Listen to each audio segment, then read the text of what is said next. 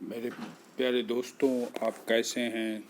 सभी को मेरी ढेर सारी शुभकामनाएं और आशीर्वाद कि आप आगे बढ़ें और तेज़ी से तरक्की करें। आज हम फिर एक नए चैप्टर के साथ आपके समक्ष प्रस्तुत हुआ हूं और जो भी प्रश्न हम यहाँ कराएंगे आप ये सोच लें कि बहुत ही इम्पोर्टेंट और बोर्ड की परीक्षा चाहे किसी भी प्रतियोगी परीक्षाओं के लिए अत्यंत महत्वपूर्ण प्रश्न होंगे। इसलिए इसको ध्यान से आप समझिएगा और पूरा वीडियो देखिएगा, क्योंकि फिजिक्स एक ऐसा सब्जेक्ट है जो कि कभी भी आपको आधे अधूरे ज्ञान से आपको बहुत ही कम नंबर मिल सकते हैं, और यही अगर आप पूरा अच्छी तरह समझ लेंगे तो बहुत ही अच्छे नंबर भी आपको प्राप्त होंगे। और जो हम क्वेश्चन करा रहे हैं वो ऑलरेडी सेलेक्टेड क्वेश्चन है, जो कि निश्चित रूप से 2026 के बोर्ड के एग्ज़ाम में आएंगे ही आएंगे। इसलिए इसको हर क्वेश्चन पर ध्यान दे करके इसको आप सुनिएगा और समझिएगा, क्योंकि हर क्वेश्चन महत्वपूर्ण है और साथ ही साथ कैसे उसका आंसर लिखा जाता है ये भी बहुत ही महत्वपूर्ण है। तो चलिए शुरू करते हैं, कैसे क्वेश्चंस को हल किए जाते हैं और क्या क्या क्वेश्चन इस साल बोर्ड के एग्ज़ाम में, चाहे CBSE हो चाहे यूपी बोर्ड हो, उसमें आएंगे। तो देखिए, इसमें हाँ आपको सबसे पहला क्वेश्चन है कि कूलाम के नियम किसके बीच बल को बताते। देख, कूलाम का नियम आप जानते हैं कि कूलाम के नियम क्या होता है, उसका क्या फार्मूला है, हम पिछले वाले वीडियो में हम बता चुके हैं। F is equal to constant के Q1 Q2 by are square. तो इस तरह से ये के कांस्टेंट होता है। तो दो आवेशों के बीच में, देखिए दो आवेश, एक ये आवेश है एक ये आवेश है, मान लीजिए इन दोनों आवेशों के बीच जो वैद्युत बल लगता है, एक Q1 आवेश है और ये Q2 आवेश है, और इसके बीच की दूरी क्या है, R मीटर की दूरी है।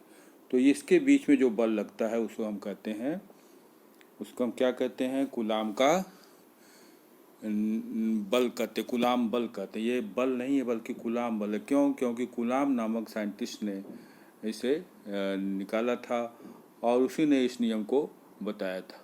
तो F एक फोर्स है, बल है, Q1 और Q2 दो चार्ज हैं और R उनके बीच की दूरी है।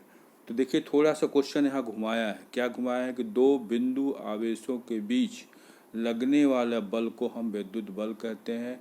और कूलाम का नियम नहीं पूछा, बल्कि इसमें ये पूछा गया है कि किसके बीच बल लगते हैं। तो किसके बीच लगते हैं? दो आवेशों के बीच लगते हैं। तो आंसर क्या लिखेंगे? दो आवेशों के बीच बल लगते हैं। चलिए अगले क्वेश्चन की तरफ बढ़ते हैं। अगले क्वेश्चन में आपको देखिए, हर क्वेश्चन का अपना महत्व होता है और उस क्वेश्चन को आप कैसे सॉल्व करेंगे, कैसे लिखेंगे, उसका बहुत बड़ा महत्व होता है। तो देखिए, इस क्वेश्चन में विद्युत क्षेत्र की SI यूनिट पूछी गई है। तो देखिए, ये बहुत इंपॉर्टेंट क्वेश्चन, हर साल किसी न किसी रूप में इसको पूछता है। तो विद्युत क्षेत्र की तीव्रता को हम लोग E से प्रदर्शित करते हैं। E is equal to F/Q होता है। इसमें F भी बल है, वेक्टर राशि है, और E भी वेक्टर राशि है। तो इसका मात्रक क्या हो जाएगा, यूनिट क्या हो जाएगा, न्यूटन बाई कूलाम। तो इस तरह से वैद्युत क्षेत्र की तीव्रता का यूनिट, वैद्युत क्षेत्र इलेक्ट्रिक फील्ड जिसको कहते हैं, उसकी यूनिट क्या होगी, इस फार्मूले से आपको लिखना होगा। F/Q this is equal to newton by coulomb. तो ये आपको वैद्युत क्षेत्र की तीव्रता हो गई। चलिए अगला क्वेश्चन की तरफ बढ़ते हैं। देखिए अगले क्वेश्चन में आपको, देखिए हर क्वेश्चन का अपना महत्व इसलिए क्योंकि हमने बहुत सारे चैप्टर को कैप्चर किया है। मतलब एक ही चैप्टर से हम क्वेश्चन नहीं लिए, पूरे कोर्स से हमने क्वेश्चन लिया है। इसीलिए एक पूरा वीडियो आप ज़रूर देखिएगा, क्योंकि इसमें आपके बहुत सारे चैप्टर कवर हो जाएंगे। तो देखिए इस क्वेश्चन में देखिए क्या है। इस क्वेश्चन में विद्युत फ्लक्स किसका स्केलर गुणनफल, स्केलर गुणनफल मतलब कि वेक्टर राशि नहीं है। विद्युत फ्लक्स को हम लोग किससे प्रदर्शित करते हैं, फाई से। This is equal to scalar E dot A, E dot A, ये स्केलर मतलब डॉट प्रोडक्ट है, स्केलर प्रोडक्ट है, इसीलिए इसको क्या कहते हैं इलेक्ट्रिक। ये क्या है इलेक्ट्रिक फ्लक्स है, इलेक्ट्रिक ELECTRIC फ्लक्स FLUX। तो इस तरह से ये फाई जो है इसका इलेक्ट्रिक फ्लक्स है। ये कैसी राशि है, एक वेक्टर राशि नहीं है, ये ध्यान दीजिए, ये वेक्टर राशि नहीं है। ये इलेक्ट्रिक फ्लक्स जो है वो एक स्केलर है, इसीलिए इसको स्केलर प्रोडक्ट कहते हैं। स्केलर प्रोडक्ट मतलब डॉट प्रोडक्ट, यानी कि इसका मान केवल आएगा, परिमाण आएगा, लेकिन दिशा नहीं होगी। तो ये भी 2-3 बातें इसमें ध्यान रखिए। सबसे पहले कि विद्युत फ्लक्स किसका स्केलर गुणनफल है, स्केलर गुणनफल है, तो विद्युत फ्लक्स विद्युत क्षेत्र की तीव्रता और क्षेत्रफल के गुणनफल के बराबर होती है, जो कि एक स्केलर गुणनफल है। तो आशा करते हैं ये सूत्र भी याद रखिएगा और इसको अच्छी तरह से समझ भी गए होंगे। चलिए अगले क्वेश्चन की तरफ बढ़ते हैं। अब देखिए इसमें क्या है, इस क्वेश्चन में देखिए अगले क्वेश्चन में क्या है, गॉस के प्रमेय किस पर आधारित है। देखिए गॉस का प्रमेय नहीं पूछ रहा है इसमें, ये ध्यान दीजिए, इसमें गॉस का प्रमेय नहीं पूछ रहा है। इसमें क्या पूछ रहा है, ये किस पर आधारित है, मतलब किस सिद्धांत पर आधारित है। तो ये संरक्षण के सिद्धांत पर आधारित है। चलिए इसमें आगे की तरफ आपको फिर से वो करते हैं कि वैद्युत क्षेत्र किस सिद्धांत पर आधारित है। तो वैद्युत क्षेत्र जो है वो वैद्युत क्षेत्र रेखाओं के संरक्षण पर आधारित है, वैद्युत क्षेत्र रेखाओं के संरक्षण पर आधारित है।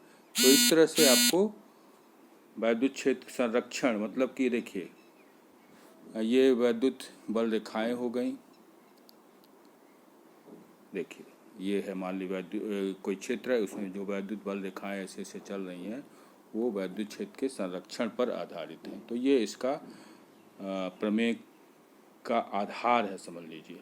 फिर अगला क्वेश्चन है कि चुंबकीय फ्लक्स की SI यूनिट क्या होती है। चुंबकीय फ्लक्स की आप जानते ही हैं, इसको भी हमने पिछले वीडियोस में बताया है आपको। चुंबकीय फ्लक्स की SI यूनिट जो होती है वो क्या होती है। इसमें चुंबकीय फ्लक्स की SI यूनिट वेबर होती है, याद रखिए वेबर, ये वेबर होती है, वेबर, ये एक साइंटिस्ट का नाम है, वेबर होता है। अब ओम का नियम पूछ रहा है, तो ओम का नियम क्या होता है भी जानते हैं, V=I/R, ये ओम का नियम है। तो ओम के नियम को याद रखिए, विद्युत फ्लक्स की इकाई को याद रखिए, इस तरह से आपको ये सब चीज़ें याद रखनी पड़ेगी। चलिए अगले स्लाइड्स पर चलते हैं। दूसरा है, देखिए किसी उपग्रह का भू स्थिर कक्षा में रहने की शर्त क्या। देखिए सबसे पहले तो आप ये समझिए कि भू उपग्रह होता क्या है। किसी उपग्रह का भू स्थिर कक्षा में रहने की शर्त क्या है, शर्त उसकी क्या है, शर्त पूछ रहा है। ध्यान दीजिए इसमें शर्त क्या वो पूछा जा रहा है। तो शर्त मतलब कि देखिए पहले तो आप ये समझिए कि भू स्थिर कक्षा क्या होती है। भू स्थिर कक्षा जैसे मान लीजिए पृथ्वी है, इसके चारों तरफ जो भी सैटेलाइट घूमता है वो स्थिर कक्षा में घूमता है। उसकी स्थिर क्यों माना जाएगा, जब पृथ्वी चूँकि 24 घंटे में एक चक्कर लगाती है, तो उसी तरह से भू स्थिर कक्षा में रहने वाले उपग्रह भी 24 घंटे में ही वो एक चक्कर लगाएगा। इसलिए इसकी परिक्रमा अवधि, इसकी टाइम पीरियड कितनी होती है, 24 घंटे। और यह भूमध्य रेखा के ऊपर होना चाहिए। इस कितना होना चाहिए, भूमध्य रेखा के ठीक ऊपर इसका होता है। चलिए अगला क्वेश्चन हम देखते हैं। अगले क्वेश्चन में AC धारा की प्रभावी मान क्या होती है, प्रभावी मान पूछ रहा है। तो देखिए 2 धाराएं होती हैं, 2 प्रकार की धाराएं होती हैं। पहला तो जो होता है वो आपको AC होता है, दूसरा जो है DC होता है। 2 होती है, एक अल्टरनेटिंग करंट और दूसरा डायरेक्ट करंट। देखिए अल्टरनेटिंग करंट जो होती है वो दोनों दिशाओं में चलती है, वो केवल एक ही दिशा में नहीं चलती बल्कि दोनों, जैसे ये इस तरह से इस तरह से दोनों दिशाओं में चलती है, जबकि डायरेक्ट करंट केवल एक ही दिशा में ऐसे चलती है। तो इन दोनों में अंतर है। AC जो है दोनों दिशाओं में चलती है और DC जो है एक ही दिशा में चलती है।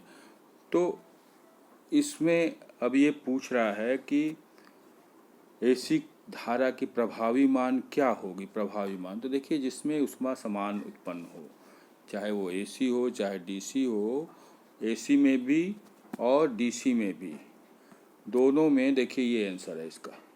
धारा का वह मान जो DC धारा के समान ऊष्मा प्रभाव उत्पन्न करता है तो उसे हम लोग AC धारा का प्रभावी मान कहते हैं। एक्स किरण का प्रयोग कहाँ किया जाता है? आप ये जानते हैं, जब डॉक्टर के पास जाते हैं तो डॉक्टर के पास अक्सर देखते हैं कि भाई एक्सरे करा लीजिए। तो उसके लिए क्या करना होता है? एक्सरेज में जो होती है, एक्सरेज में आपको कहीं हड्डी टूट गई, कहीं फ्रैक्चर हो गया, तो वहाँ पर आपको एक्सरेज कराना होता है। एक्सरेज केवल एक ही काम के लिए नहीं, एक्सरेज जो है केवल एक ही काम के लिए नहीं होता, बल्कि ये हड्डियों की जांच, क्रिस्टल संरचना, अध्ययन, सुरक्षा और स्कैनिंग में भी काम आता है। तो देखिए क्रिस्टल, आप समझ लीजिए क्रिस्टल की संरचना क्या होती है।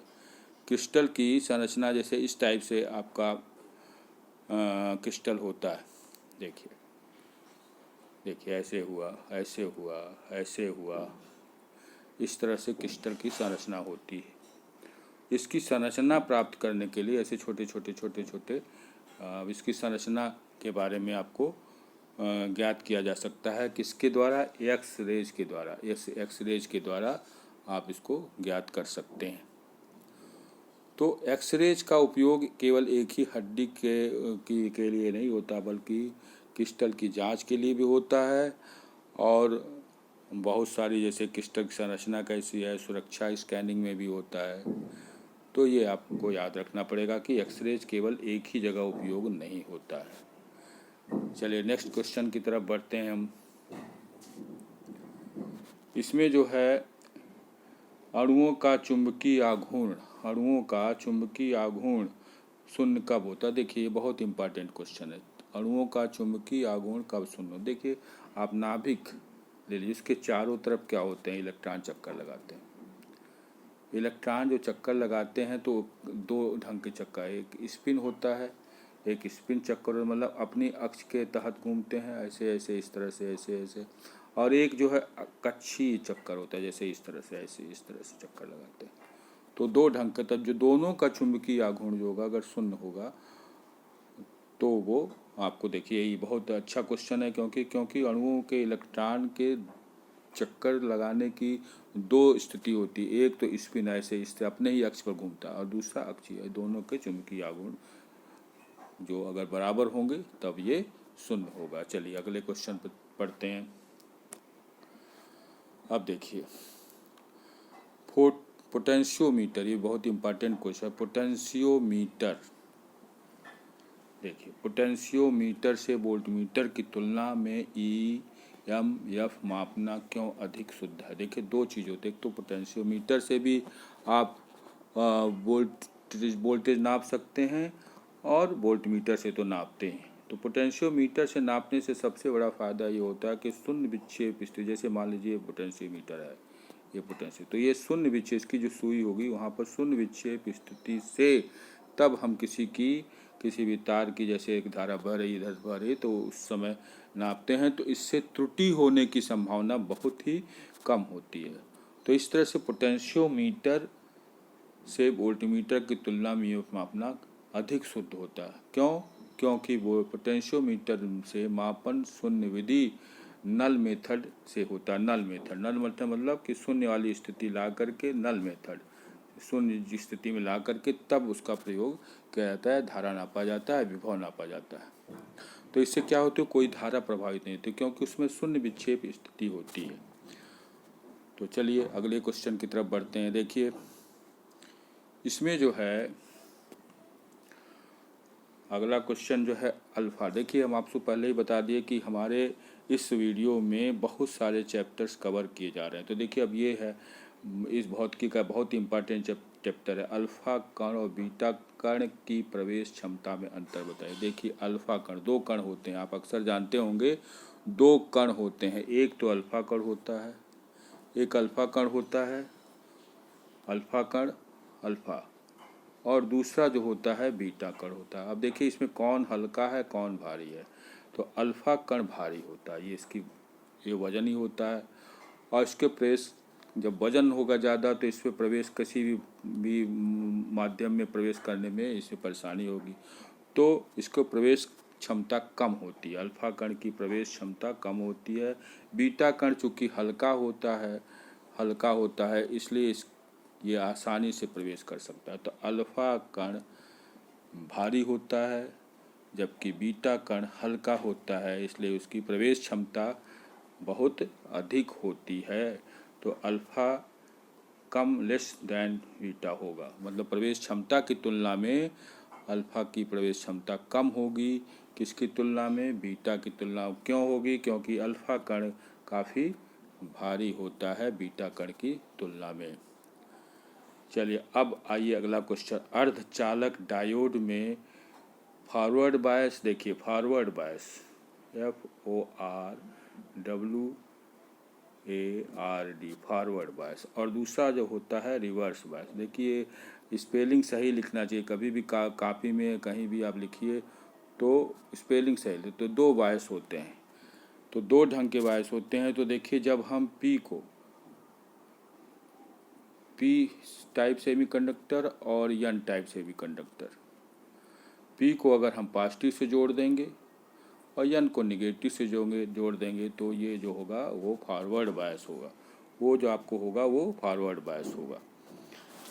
तो कि P टर्मिनल की बैटरी को प्लस से और N टर्मिनल को निगेटिव से जोड़ने पर ये क्या हो जाएगी? ये फॉरवर्ड बायस हो जाएगा। फॉरवर्ड बायस में ठीक इसका उल्टा जो होगा वो रिवर्स बायस होगा। तो देखिए रिवर्स बायस में क्या होता है? रिवर्स बायस में N टाइप को पॉजिटिव से जोड़ देते हैं और P टाइप के सेमीकंडक्टर को किससे जोड़ देते हैं? P टाइप को निगेटिव से जोड़ते हैं। ठीक होता है। तो फिर से याद रखिए, P को जब हम P टाइप सेमीकंडक्टर को प्लस से N टाइप सेमीकंडक्टर को निगेटिव से, तो ये क्या हो जाएगा? फॉरवर्ड बायस हो जाएगा।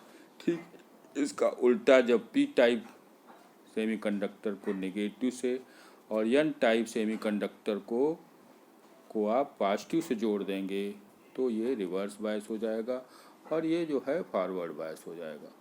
अब आप देख लीजिए, कभी कभी आप पूछेंगे कि अर्धचालक होता क्या है? अर्धचालक दोनों चालक, कुचालक और, ध्यान दीजिए, कुचालक और शुद्ध चालक के बीच की स्थिति होती है। और डायोड क्या होता है? जिसमें केवल एक ही दिशा में धारा बहती है। डायोड जिसमें कि एक ही दिशा में धारा बहती है तो उसे डायोड होता है।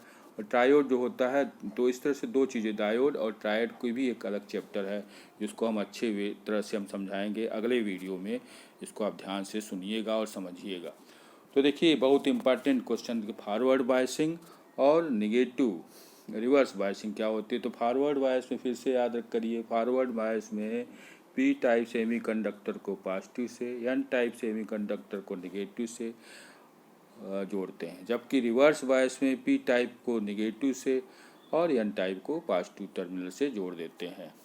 तो इस तरह आप को ये मिल जाता है दोनों चीज़ें। चलिए अगले क्वेश्चन पर बढ़ते हैं। देखिए 2 अंक वाले, अब ये देखिए अभी तक हमने 1-1 अंक वाले क्वेश्चन को पढ़ाया। अब देखिए 2 अंक वाले क्वेश्चन क्या होते हैं। तो 2 अंक वाले में पहला है, कैपेसिटर में डाई इलेक्ट्रिक रखने से धारिता को क्यों बढ़ जाती है। देखिए पहले तो आप कैपेसिटर समझिए। देखिए कैपेसिटर ये होता है, 2 बराबर लाइन जब खींचते हैं तो ये कैपेसिटर मतलब संधारित्र होते, ये आवेश के संरक्षण का माध्यम। अब इसके बीच में अगर हम डाई इलेक्ट्रिक कोई माध्यम रख देते हैं, जैसे इस तरह से कोई ग्लास का रख देते हैं या कोई भी चीज़ रख देते हैं यहाँ पर, तब इसकी क्या होगी? धारिता मतलब आवेश के संग्रह करने की क्षमता बढ़ेगी या घटेगी। तो याद रखिए डाई इलेक्ट्रिक पदार्थ रखने से वैद्युत क्षेत्र को यह कम कर देता है, जिससे अधिक आवेश संग्रहित हो सकते हैं और धारिता क्या होगी, सारता क्या हो जाएगी, बढ़ जाएगी, ये बढ़ेगी। तो फिर से आप इसमें याद रखिए कि दो चीज़ें, संधारित्र क्या होता है, इसमें दो समांतर प्लेटें होती हैं जिसका काम क्या होता है, ये आवेशों को संचित करता है, अपनी प्लेटों पर आवेशों को क्या करता है, संचित करता है। अगर इसके बीच में कोई भी डाई इलेक्ट्रिक हम रख देते हैं, कोई कांस्टेंट डाई इलेक्ट्रिक माध्यम रख देते हैं, जैसे कांच हुआ, कुछ भी आप रख दीजिएगा, तो इसकी संधारित्र की जो धारिता होती है, जिसको हम C से प्रदर्शित करते हैं, वह क्या होगी, बढ़ जाएगी। क्यों बढ़ जाएगी, क्योंकि वैद्युत क्षेत्र का मान कम हो जाएगा। जब भी किसी भी संधारित्र के बीचों बीच आप कोई भी माध्यम रख देते हैं, दूषित पदार्थ रख देते हैं, तो उसकी धारिता क्या हो जाती है, बढ़ जाती है, क्योंकि वैद्युत क्षेत्र की तीव्रता जिसको E से प्रदर्शित करते हैं वो कम हो जाती है। चलिए अगले क्वेश्चन की तरफ बढ़ते हैं। धारा और वोल्टेज के बीच फेज अंतर क्या होगा, R और L सर्किट। देखिए पहले R और L सर्किट समझिए। R मतलब कि क्या हो गई, प्रतिरोध, और L क्या हो गया, इंडक्टर। तो देखिए प्रतिरोध को कैसे दिखाते हैं और इंडक्टर को कैसे दिखाते हैं। प्रतिरोध को देखिए इस तरह से, और इंडक्टर मतलब कॉइल को ऐसे दिखाते हैं। R L सर्किट यही होती है, ये हो गया R और ये हो गया L। तो इन दोनों के बीच में फेज अंतर कितना होगा, देखिए इनमें फेज अंतर क्या हो, धारा जो होगी लैग बिहाइंड होगी, पीछे जाएगी, किससे, वोल्टेज से धारा पीछे चलेगी। ये ध्यान रखिए। जब RL सर्किट होगी, AC सर्किट, ये ध्यान रखिए, RL जब सर्किट होगी तो उसमें धारा पीछे चलेगी, किसकी तुलना में, विभव की तुलना में। तो दोनों के बीच में वोल्टेज डिफरेंस होगा, और वो कैसा होगा, धारा वोल्टेज से पीछे हमेशा रहेगी। तो ये AC सर्किट का क्वेश्चन है। तो देखिए अलग अलग चैप्टर से हम अलग अलग क्वेश्चन आपको समझा रहे हैं। इससे आपके एक तरह से रिवीजन भी होता जा रहा है और आपको पूरे कोर्स की जानकारी भी मिलती जा रही, और सारे क्वेश्चन इम्पॉर्टेंट क्वेश्चन। हम बार बार इस बात को कह रहे हैं कि इस पूरे वीडियो को ध्यान से देखिएगा, क्योंकि इसमें हमारा कुछ नुकसान नहीं होगा, आप ही का नुकसान होगा। क्यों, क्योंकि जब आधा अधूरा आप सुनेंगे तो आपको कोई चीज़ समझ में नहीं आएगी, जब फिजिक्स समझ में नहीं आएगी तो आप न्यूमेरिकल कुछ नहीं कर पाएंगे, और फिर आप उसमें अच्छा नंबर नहीं प्राप्त कर सकेंगे। तो चलिए अगला क्वेश्चन देखते हैं। इसमें देखिए क्या है, देखिए हॉल इफेक्ट, बहुत इम्पॉर्टेंट क्वेश्चन है। देखिए हॉल इफेक्ट क्या होता है। हॉल नामक साइंटिस्ट ने इसको निकाला, hall effect, EFFECT effect. Hall effect क्या होता है, देखिए चुंबकीय क्षेत्र मापन, कैरियर घनत्व और अर्धचालक के प्रभाव को यह पहचानता है। हॉल इफेक्ट जो होता है, इसका काम क्या है, ये चुंबकीय क्षेत्र का मापन करता है, घनत्व, कैरियर घनत्व और अर्धचालक के प्रकार को पहचान। तो देखिए इस चैप्टर को हम अच्छी तरह से एक वीडियो और भी लाएंगे, उसको आपको समझाएंगे। तो अभी बहरहाल आप इसको ध्यान दीजिए, हॉल इफेक्ट क्या होता है इसको अच्छी तरह से जान लीजिए। इसका पूरा हम डिटेल में एक वीडियो आपके कहने पर ले आएंगे आगे। चलिए अगला क्वेश्चन क्या है, पोटेंशियोमीटर से वोल्टमीटर की तुलना आपकी मापन क्यों अधिक शुद्ध होता है। क्योंकि हमने आपको बताया ही था, ये क्वेश्चन हम पिछले ही बताया था कि पोटेंशियोमीटर शून्य विक्षेप स्थिति से नापा जाता है, जो भी विभव नापते हैं शून्य विक्षेप स्थिति ला के नापते हैं, इसलिए इसकी एक्यूरेसी ज़्यादा होती है, इसकी जो एक्यूरेसी होती है वो ज़्यादा होती है। चलिए अगले स्लाइड पर चलते हैं। आशा करते हैं आपको समझ में आ रहा होगा। अगर नहीं भी समझ, जहाँ मान लीजिए आपको कोई कन्फ्यूजन है तो आपने हमारे कमेंट बॉक्स में ज़रूर लिखिएगा। कमेंट बॉक्स में लिखने से पहले आप पूरे हमारे इस वीडियो को सब्सक्राइब कर लीजिएगा, जिससे आपको नए नए वीडियो हमेशा समय से मिलते चलें, क्योंकि हम हर बार एक नए क्वेश्चन लेके आते हैं और पूरे चैप्टर को कवर करते हैं, पूरे सिलेबस को कवर करते हैं। चलिए अगला क्वेश्चन देखिए, फोटो इलेक्ट्रिक प्रभाव की खोज किसने की थी। ये भी बहुत इंपॉर्टेंट क्वेश्चन है। देखिए फोटो इलेक्ट्रिक इफेक्ट एक अलग चैप्टर ही है। तो इसकी खोज किसने की थी, हर्ट्ज नामक वैज्ञानिक ने। किसने की थी, हर्ट्ज। HERTZ। देखिए जो भी नाम लिखिए सही लिखिएगा। बोर्ड के एग्ज़ाम में स्पेलिंग गलत नहीं होनी चाहिए और न ही आप जो है जल्दीबाजी में कोई आंसर लिखे। तो फोटो इलेक्ट्रिक इफेक्ट क्या है? फोटो इलेक्ट्रिक इफेक्ट की खोज किसने की थी? हर्ट्ज नामक वैज्ञानिक ने की थी। और व्याख्या किसने की थी? आइंस्टीन ने। इसकी व्याख्या मतलब इसकी डिटेल में कौन गया था? आइंस्टीन ने। तो देखिए इस तरह से हर्ट्ज नामक वैज्ञानिक ने इसकी खोज की थी और व्याख्या किसने की थी? आइंस्टीन ने की थी।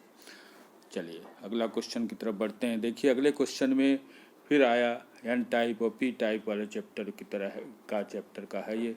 देखिए पी टाइप अर्धचालक किस अशुद्धि से बनता है?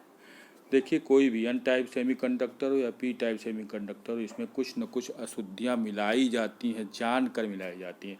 पी टाइप में भी और एन टाइप में भी अशुद्धियाँ मिलाई जाती हैं। ध्यान दीजिए इसमें पी टाइप में कौन सा टाइप की अशुद्धि रहेगी?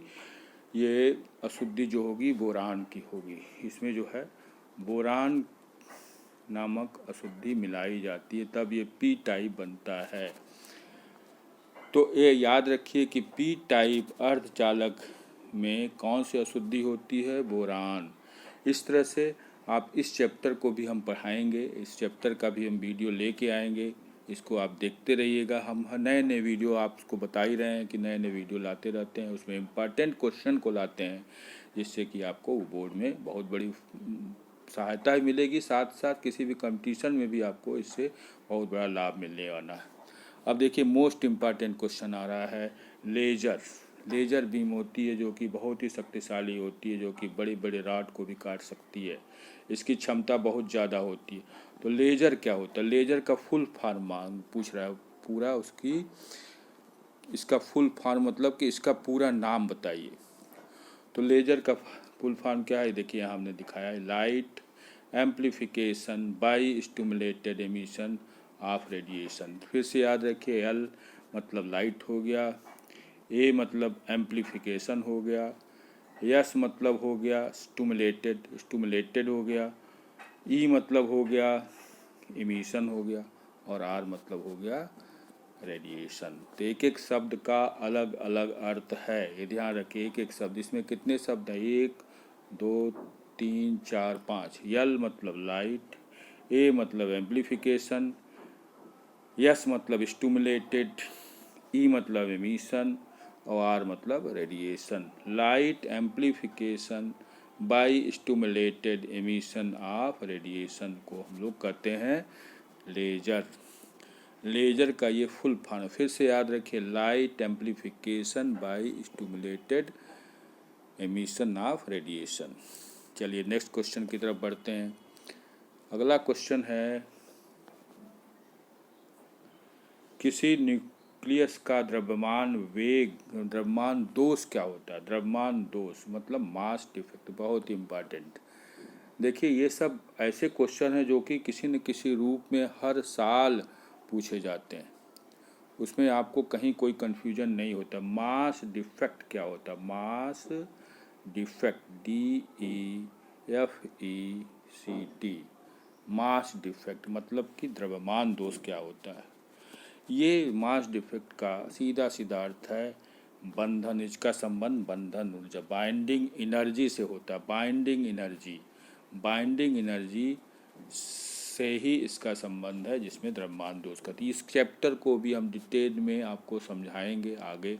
हमारे वीडियो को देखते रहिएगा और चैप्टर को हम पूरा डिटेल में समझ। तो अभी याद रखिए, किसी भी न्यूक्लियस का द्रव्यमान दोष क्या होता है, इसका किससे संबंध क्या दर्शाता है? ये बंधन ऊर्जा को दर्शाता है, ये बंधन ऊर्जा को दर्शाता है। तो देखिए ये सब 2 नंबर के क्वेश्चन से हैं। अब देखिए आपको इस टाइप के क्वेश्चन हम कम से कम 10-12 तो बता दिए, और आप इसे देख लीजिए और समझ लीजिए और आगे के वीडियो को भी ज़रूर देखिएगा। तो देखिए इस पूरे वीडियो में आपके जो क्वेश्चंस आए हैं, जो वो क्वेश्चन सेलेक्टेड क्वेश्चन हैं, वो सेलेक्टेड क्वेश्चन है और निश्चित रूप से एग्ज़ाम के में आएंगे ही आएंगे। इसलिए हमने आपको शुरू में ही कहा था कि इस हमारे वीडियो को देखने से पहले आप सब्सक्राइब कर दीजिए, लाइक कर दीजिए, जिससे कि अगला वीडियो भी आपको मिले। आशा करते हैं आपको ये वीडियो अच्छा लगा होगा और कमेंट के द्वारा अपना जो भी कन्फ्यूज़न है, जो भी आपको चीज़ें नहीं समझ में आई या आप अगला वीडियो में क्या चाहते हैं, उसे आप ज़रूर लिखिएगा, जिससे हमें बहुत बड़ा फ़ायदा होगा, क्योंकि हम उसी के अनुसार वीडियो बनाएंगे। तो प्यारे बच्चों, पुनः आपको ढेर सारी शुभकामनाएं और आपका भविष्य उज्जवल हो। मैं ईश्वर से यही प्रार्थना करता हूँ कि ये सारे क्वेश्चन आपको 100% ये क्वेश्चन मिल जाएं और 100% आपको मार्क्स मिले, चाहे वो CBSE बोर्ड के बच्चे हों, चाहे किसी कंपटीशन में बैठने वाले बच्चे हों और या चाहे UP बोर्ड के बच्चे हों। धन्यवाद।